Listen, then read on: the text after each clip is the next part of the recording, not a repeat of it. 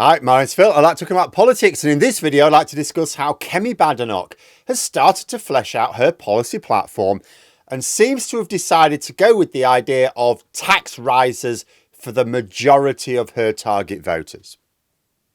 And certain Conservatives keep insisting she's a political genius. But first, for daily political commentary, please hit the subscribe button so you don't miss out.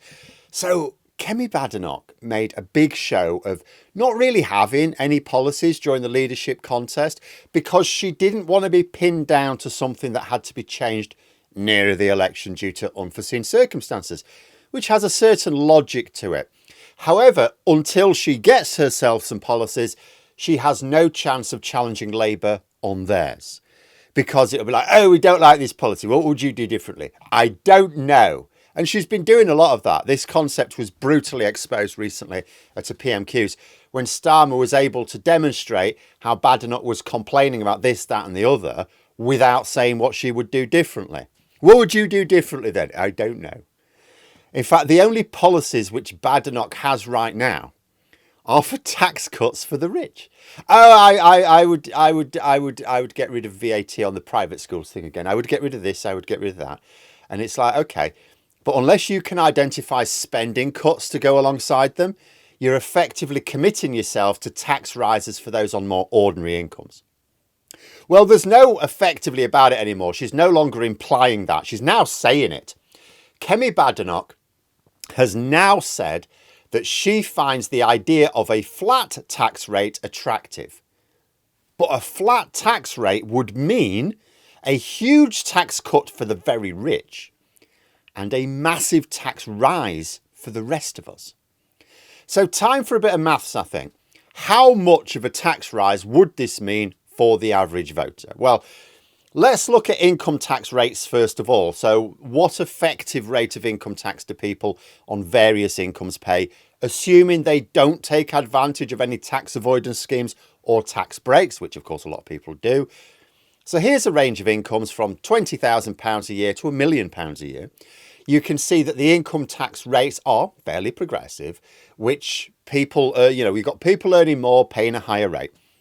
Now, in reality, we know this doesn't happen, of course, because very wealthy people find ways of avoiding income tax. We saw, for example, last year when Rishi Sunak published his tax summary, that he pays a lower rate of income tax than a nurse. This is by taking advantage of a tax system which is made possible only if you're very rich. But in theory, if we didn't have loopholes for the rich, these are the sort of rates various income earners would pay. So what would happen if we had a single flat rate? And what would that flat rate need to be? Well, this is where ideally you want mean incomes and income tax paid to work it out. But all you actually get is medians, because medians is how you tell anything sensible. There isn't really no sensible reason to use the mean rather than the median normally. So it's not easy to get those figures. But of course, because we're talking about a Kemi Badenoch policy here, sensible doesn't enter into it. So I needed to do some fairly crude calculations. I found a recent figure for the number of people who pay income tax. I obviously know what the population of the country is. More specifically, the population of the country that is over 16 years of age. So, potential income tax payers. I also have a recent figure for the total income tax paid into the Treasury. So, I could get a crude figure for the mean income tax paid per taxpayer, and it would work out at about £6,800 per person. Now, at this point, you'd ideally have things like, as I say, mean incomes, but it's tricky. So I had to take a punt on £40,000 a year based on lots of fiddly nonsense that I did to get something that seems like vaguely credible. That would work out at a flat income tax rate being 17%. So let's say you're a pensioner and you're managing on the state pension. Maybe you've got a little work pension, but it's a bit rubbish, right? So, but if you're on the state pension alone, you basically at the moment pay no income tax. Maybe a few pounds if you're at the top rate. You would go from paying zero income tax to 17% overnight. Now look at the fuss that was made over the winter fuel allowance policy, which amounted to £200 a year. Imagine what happens when Badenoch announces, oh yeah, pensioners suddenly should pay thousands of pounds a year more, right? Of course, if Badenoch is persuaded that maybe this isn't the great strategy, a glorious leader, yeah, great idea. Pensioners vote for us and they might not if you do this, right?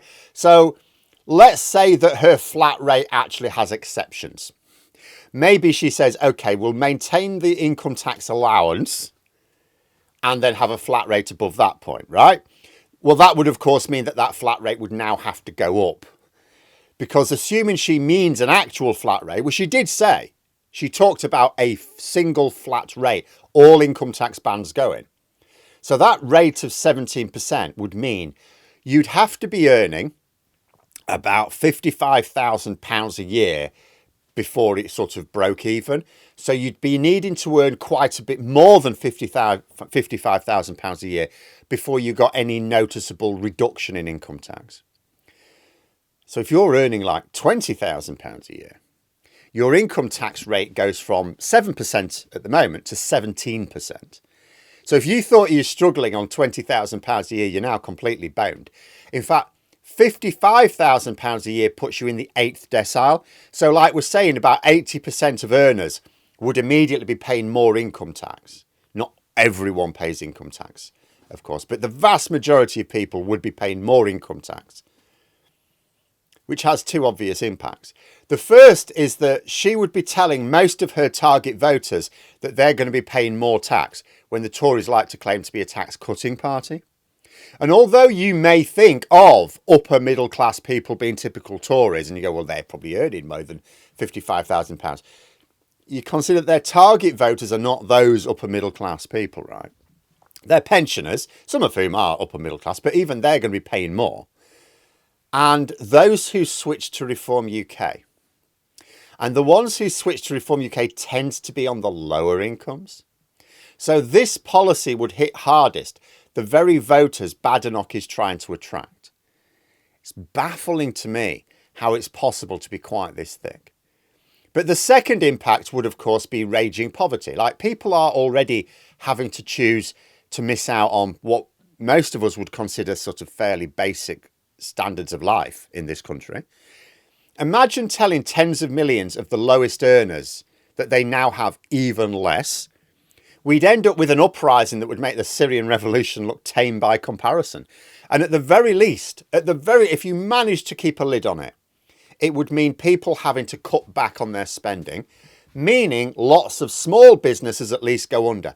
And it's not even like you get better public services out of it, because the whole point of this policy is to allow very rich people to pay less tax. So the total amount of income tax would remain the same. So that means the total amount of public spending would remain the same. Now, Badenoch hasn't said that this is going to be in her manifesto, but she has described it as an attractive policy that a Conservative government would aim for. So she's saying she would do it if she could. Even if you can somehow come up with a rate which will work without the collapse of society, there are some countries who do, then it would still mean a Conservative government openly planning to raise taxes on the vast majority of its voters and on two of their most important categories of voter as well: pensioners, Reform UK switchers. You remember how I said that Badenoch struck me as being as insane as Truss and as bad at politics as Sunak?